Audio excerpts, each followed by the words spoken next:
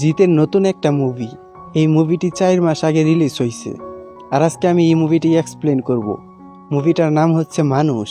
এই মুভি বাংলা ভাষাটা আমি সবখানেই খুঁজেছি, কিন্তু কোথাও পাই নাই, তাই হিন্দিটা দেখে এক্সপ্লেন করতে হচ্ছে আমার। মুভি শুরুতেই দেখতে পারবেন একটি লোক আইসা বলে লাশটা কোথায়, আর তারপর সেই লোকটি বলে ভিতরে আছে, আর তারপর সেই লোকটি লাশটা কাটাছুড়া করার জন্য প্রস্তুতি নেই। আর এই দিক দিয়ে আমাদের বাংলাদেশের নায়িকা বিদ্যা সিনহা মিম এন্ট্রি নেই। সে একজন সিআইবি মিডিয়ার লোকটা তার কাছে খুনের বিষয়ে জিজ্ঞাসা করে, কিন্তু সে কোনো প্রশ্নের উত্তর দেয় না। প্রশ্নের উত্তর না দিয়ে সে এখান থেকে চলে যায়। অন্যদিকে সেই লোকটি লাশের শরীর কাটাছুড়া করে, তার শরীর থেকে বুলেট বের করে। আর এদিকে বিদ্যা সিনহা মিম আরো অনেক অফিসাররা তারা প্ল্যান তৈরি করে কিভাবে খুনিটাকে ধরা যায়।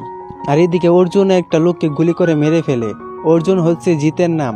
এইখানে জিতও একজন পুলিশ অফিসার, কিন্তু সে কেন খুন করলো তা কিছুক্ষণ পরেই দেখতে পারবেন। তারপর অর্জুন একটা লোকের সাথে দেখা করার জন্য আসে, আর এইখানে এই লোকটার সাথে কথাবার্তা বলে, আর তার জন্য একটা জিনিস আনে, আর সেই জিনিসটা তাকে দেয়, আর সেই লোকটি তাকে টাকা দেয়। তারপর সে তার একটি জায়গায় টাকা রাখে, আর সেইখানে বলে অনেক টাকা কামাতে হবে, অনেক টাকা কামাতে হবে, টাকার জন্য যা কিছু করা লাগে তাই আমি করব, এসব সে বলতে থাকে। আর ওইদিকে বিদ্যা সিনহা মিম আসামি ধরার জন্য একটা লোককে ধরে, আর সেই লোকটাকে জিজ্ঞাসাবাদ করে, কিন্তু সেই লোকটা বলতে চায় না। আর তারপর বিদ্যা সিনহা মিম তাকে ভয় দেখায়, আর বলে আমার কিন্তু অনেক নাম সুনাম আছে, আমি কিন্তু যে কাউকে মেরে ফেলতে পারি। আর তারপর সে ভয় পায় আর একটা ঠিকানা বলে, আর তারা সবাই মান্নানকে ধরার জন্য ওই ঠিকানায় যায়। খুনির নাম হচ্ছে মান্নান। আর তারপর তারা একটা লোককে ধরে, মান্নান মনে করে। তারপর তারা চেক করে দেখে এ মান্নান না, আর সেই লোকটাকে বলে মান্নান কোথায়। আর তারপর সেই লোকটা বলে হয়তো আশেপাশে আছে। অন্যদিকে একজন মান্নানের দিকে ফায়ার ধরে রাখছে, আর তারপর কিছুক্ষণ পরে দেখে মান্নান আর ওইখানে নাই। তারপর পিছনে আইসা মান্নান দেখে তাকে গুলি ধরে রাখছে, আর বলে তুই আমারে কেন মারতে চাইতেছিস। এসব বলার সাথে সাথেই পিছন থেকে বিদ্যা সিনহা মিম তারা অফিসাররা আইসা পড়ে, আর তারা মান্নানকে গ্রেফতার করে ফেলে। তারপর তার কাছে সবকিছু জিজ্ঞাসাবাদ করা হয়, আর সে সবকিছু ঠিকঠাকই বলে। আর এইখানে সে অর্জুনের ব্যাপারেও বলে, সে কেমন ছিল, সে কেমন হয়ে গেছে, কিসের জন্য হয়ে গেছে, সে সব ঘটনা বলে, সব কাহিনী বলে।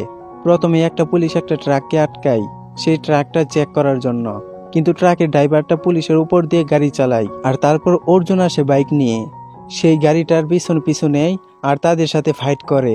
আর তারপর দেখে ট্রাকের ভিতরে ড্রাগস ছিল, যেই কারণে পুলিশ গাড়ি থামাতে বলছিল, কিন্তু তারা থামাই নাই।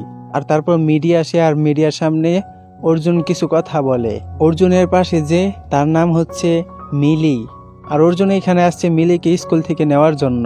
তারা দুজন কথা বলতে বলতে বাসায় চলে যায়। আর অন্যদিকে ভিলেন, এর নাম হচ্ছে মান্নান, দুই মান্নান, দুটাই ভিলেন। আর তার গাড়িটাই অর্জুনে ধরে ফেলছে, সেজন্য সে তার লোককে মারতে থাকে। আর অন্যদিকে অর্জুন মিলিকে বলছে নেও খাবারটা খেয়ে ফেলো। আর তারপর মিলি বলে না আমি খাবো না, তোমার হাতে খাবো। তারপর অর্জুন মিলিকে তার হাতে খাইয়ে দেয়। আর এখানে তাদের মাঝে আরো অনেক কথাবার্তা হয়। তারপর পরের দিন অর্জুনের কাছে একজন মান্নানের লোক আসে, আর সেই মান্নানের কাছে ফোন দিয়ে ফোনটা ওইখানে রেখে দেয়, মান্নান যেন সব কথা শুনতে পারে। আর সেই লোকটি বলে তাদের লোকগুলোকে যেন ছেড়ে দেয়, কিন্তু অর্জুন বলে না আমি পারবো না, এসব করতে পারবো না। তারপর অর্জুনকে একটা গিফট পাঠায়, আর ওইখানে লেখা আছে ডেঞ্জার। আর অর্জুন এটা দেখে কিছুটা অবাক হয়, কিন্তু সে আর তাদের কথা শুনে না। আর তারপর তার বাড়ি থেকে একটা কল আসে, আর সেখান থেকে তার চাচা বলে বাড়িতে আগুন লাগছে। আর তারপর সে তাড়াতাড়ি করে আইসা পড়ে, আর আইসা এখানে দেখে মিলিকে আনা হচ্ছে, আর সে মিলিকে কুলে নেয়। আর কাজল মিলির চোখে পানি ছুটিয়ে দেয়। তারপরে এখানে অর্জুন জিজ্ঞাসা করে তোমার নাম কি, তুমি কে। তারপর কাজল বলে আমার নাম কাজল, আমি পাশের সেক্টরেই থাকি। তারপর রাতে অর্জুন আর মিলি তারা দুজন কথা বলতে থাকে, আর অর্জুন বলে তোমার তো সকালে স্কুল আছে, তুমি ঘুমিয়ে পড়ো। আর তারপর সে সময় কাজল আসে। তারপর কাজল আইসা বলে টমেটো আর আরেকটা কি জানি চাই, হিন্দুদের ওইটার নামটা বলতে পারি না। আচ্ছা ঠিক আছে, যাই হোক চাই। তারপর অর্জুন সেটা আনার জন্য ভিতরে যায়, আর তারপর মিলি বাহিরে আসে। আর তারপর মিলিকে দেখে কাজল হাই দেয়, আর তারপর মিলিও হাই দেয়। তারা দুজন ইশারায় কথা বলতেছিল, সে সময় অর্জুন আইসা তাকে দিয়ে দেয়। কাজল তারপর এখান থেকে চলে যায়। পরের দিন অর্জুন বাসায় এসে দেখে মিলি বাসায় নাই, আর সে সারা বাড়ি খুঁজা ফেলে, কিন্তু কোথাও মিলিকে পায় না। আর সে সেটার জন্য মন খারাপ করে, আর সে টেনশনে পড়ে যায়। আর তারপর কিছুক্ষণ পরে দেখে কাজলের সাথে মিলি নাচতেছে বৃষ্টির মধ্যে, আর সে সেটা দেখে খুশি হয়। আর তারপর কিছুক্ষণ পরে দেখে মিলি মাথা ঘুরিয়ে পড়ে যাচ্ছে। তারপর মিলিকে নিয়ে তাড়াতাড়ি করে হাসপাতালে চলে আসে, আর সেই ডাক্তারের সাথে আলাপ করে। আর ডাক্তার বলে ওর তো অনেক বড় একটা রোগ হয়েছে, আর সেটার জন্য অনেক টাকা লাগবে, আরো অনেক কিছু লাগবে। আর তারপর অর্জুন বলে আপনি তারে সুস্থ করেন, আর এর জন্য যা করা লাগে আমি তাই করব, বাবা হিসেবে যা করা লাগে সব কিছুই আমি করব। এখানে আরো অনেক ইমোশনাল কথা আছে যা আমি আপনাদেরকে বলতে পারতেছি না, এই জন্য আমি দুঃখিত। আর অর্জুন ইনফরমেশন পাই যে এই বাসে ড্রাগস আছে, আর সেই জন্য তারা বাসটা থামায় আর বাসের ভিতরে সবখানেই চেক করে, কিন্তু কোথাও পাই না। আর তারপর অর্জুনের হাতে একটা টায়ার বাজে, আর সে টায়ারের মধ্যে কিছু একটা অনুভব করে। তারপর সে টায়ারটা কাটতে বলে, আর তারপর সেখান থেকে ড্রাগস পাই। তারপর পরের দিন মান্নান আসে তাদের বাসায়, আর মান্নান অর্জুনের মেয়েকে একটা গিফট দেয় আর বলে এটা তোমার জন্য। আর তারপর অর্জুন আসে আর তাদের মাঝে কিছু কথা হয়, আর মান্নান তার লোককে ছেড়ে দিতে বলে। তারপর অর্জুন বলে এটা আমার বাসা, এটা থানা না। থানায় গিয়ে তারপর আবেদন করেন, এসব তারা কথা বলতে থাকে। আর মান্নান অর্জুনকে ভয় দেখায়। তারপর অর্জুন কাজলের কাছে তার মেয়েকে নিয়ে আসে আর বলে মিলিকে আপনার সাথে রাখবেন, ওর যাতে কিছু না হয়। তারপর কাজল বলে আচ্ছা ঠিক আছে, ওর কিছু হবে না, আপনি নিশ্চিন্তে থাকতে পারেন। তারপর দেখানো হয় মিলিকে অপারেশন করার জন্য হসপিটালে নিয়ে যায়, আর ওইখানে তারা কথাবার্তা বলতে থাকে আর বলে এত টাকা আমি কোথায় পাবো। আর তারপর সে সবার কাছে টাকা চাইতে থাকে, কিন্তু কেউ তাকে টাকা দেয় না, সবাই না করে, কেউ টাকা দিতে চায় না। তার কাছে কিছু টাকা জমা ছিল, সেইগুলো হসপিটালে জমা দেয়, আর ওইখান দিয়ে কাজলও কিছু টাকা দেয়। আর এটা দেখে অর্জুন অবাক হয় আর বলে আপনি দিলেন কেন? তারপর কাজল বলে কেন, আমি কি দিতে পারি না? আর তারপর অর্জুন তার মেয়ের কথা ভাবতে থাকে, তার মেয়ের সাথে কাটানো দিনগুলো ভাবতে থাকে। তারপর ডাক্তার বলে অপারেশন করার জন্য আরো অনেক টাকা লাগবে, তাড়াতাড়ি টাকাটা পে করেন, আর নাইতে অপারেশন করা সম্ভব না। আর তারপর তাদের একটা মিশন আসে, আর তারা মান্নানকে ফলো করে, আর ওইখানে দেখে মান্নান ড্রাগস নিতেছিল। আর অর্জুন সবাই মিলে তাদের উপর ফাইট করে, আর ওইখান থেকে ড্রাগসটা উদ্ধার করে। আর তারপর সবাই বলে আচ্ছা স্যার আপনি এটা থানায় নিয়ে যান, আমরা যাই। তারপর অর্জুন গাড়ি দিয়ে যাইতে থাকে আর ভাবতে থাকে তার মেয়ের জন্য অনেক টাকা লাগবে, সে কিভাবে টাকাটা ম্যানেজ করবে। আর সে সেটা ভাবতে থাকে, আর সে সিদ্ধান্ত নেয় এই ড্রাগসটা সে বিক্রি করে দিবে। আর তারপর সেই ড্রাগসটা বিক্রি করার জন্য একজনের কাছে যায়, আর ওইখানে গিয়ে ড্রাগসটা তাকে দেয় আর তাকে কিছু টাকা দেয়। আর তারপর পরের দিন অর্জুনের নামে নিউজ আসে, আর মিডিয়ার লোকরা তাদের কাছে জিজ্ঞাসাবাদ করতে থাকে, আর তারা বলে আপনারা এখন যান, আমরা বের করতেছি, তাকে খুঁজে বের করতেছি। আর তারপর কাজল ওইদিকে টিভি দেখতেছিল, টিভিতে নিউজ দেখতেছিল। আর সে সময় অর্জুন আসে, আর আয়সা তারে কিছু টাকা দেয়, আর এইগুলো তার কাছে রাখতে বলে। আর তারপর কাজল অর্জুনকে বলে আপনাকে পুলিশরা খুঁজতেছে, আপনি কেন এইসব করলেন? আর তারপর অর্জুন বলে আমি আমার মেয়ের জন্য যা কিছু করা লাগে সব কিছুই করব। মানুষ হিসেবে আমি হারতে রাজি আছি, কিন্তু বাবা হিসেবে আমি জিততে চাই।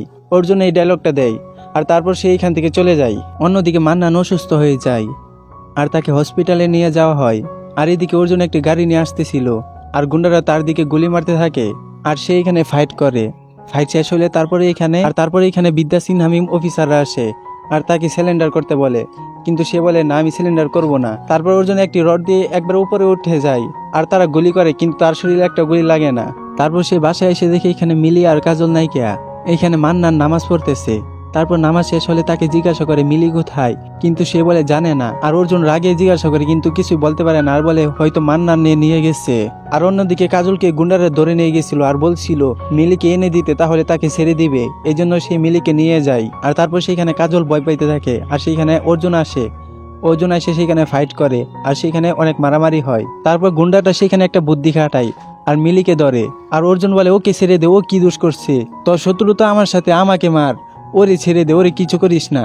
আর অর্জুন আরো বলে ও একটা ছোট মানুষ, ওকে ছেড়ে দে, আমি হাত জোর করতেছি, ওকে কিছু করিস না। কিন্তু গুন্ডা তার কথা শুনে না, তাকে গলায় ধরে উপরে উঠিয়ে নেয়। তারপর অর্জুনকে তারা মারতে থাকে, আর সে মাইর খাইতে থাকে। আর তারপর কিছুক্ষণ পরে অর্জুন একটা সুযোগ পেয়ে গুন্ডাটার মাথায় একটা রড মারে, আর ওইখান থেকে কাজল মিলিকে সরিয়ে নেয়। আর কিছু গুন্ডারা তাদের পিছু নেয়। আর তারপর ওইখান দিয়ে মান্নান আসে, আর মান্নান আইসা ওরা দৌড়া গুলি করতে থাকে। আর ওইখান দিয়ে ভিলেনটা মিলি সোজাসুজি গুলি করছিল, আর মান্নান তার শরীর পেতে দেয় মিলিকে বাঁচানোর জন্য।